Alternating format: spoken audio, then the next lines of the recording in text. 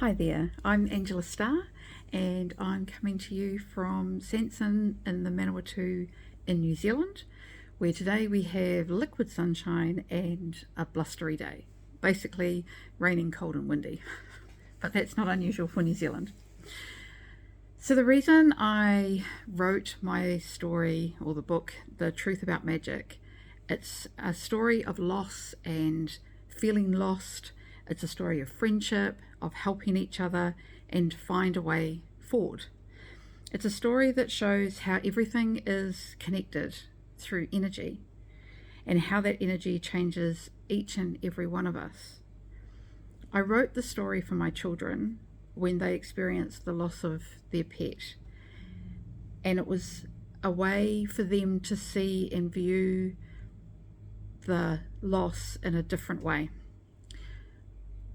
What I find really interesting and the deeper meaning behind the truth about magic is how we are all connected.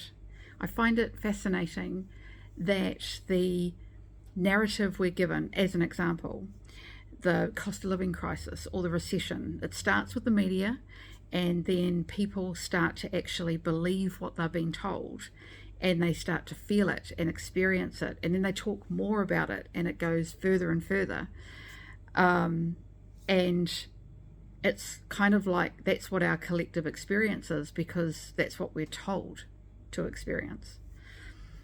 And likewise, therefore the question would be, what would happen if we all bucked the trend? If it didn't matter what the media told us or what the narrative was that we were being told, what if we thought differently? What if we experienced it differently? Does that mean that we can actually shape what we want to experience?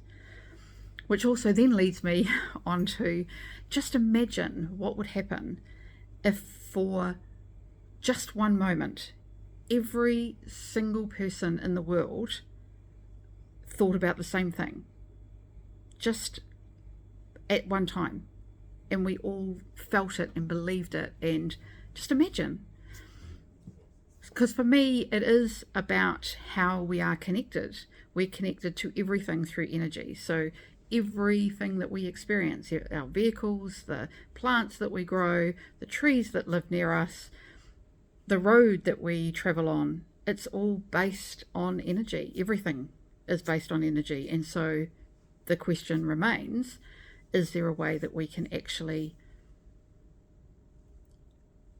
move that, change it, experience it differently? I am a mother of two. I have worked many jobs in my time, mostly around business development.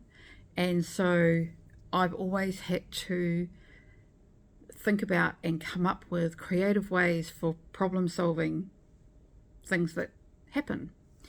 And one of those things that I'm really good at is thinking outside of the box. So that comes across in everything, in the way I write, in how I talk, in how I interact with people. If they present me with a problem, I will think up different ways in which to help them solve it. One of my biggest things that I absolutely love doing is helping people. Whether that's my friends or whether that's fellow business people or whatever that is, I really love being able to do that.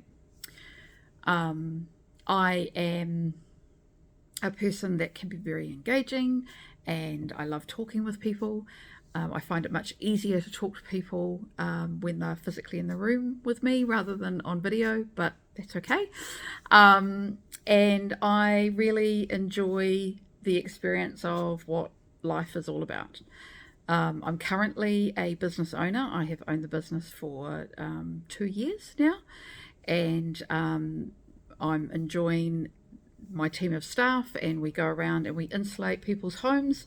We do a lot of work for the government to insulate their homes, and we do a lot of work for landlords as well as homeowners. and new builds and all of that sort of those sorts of things.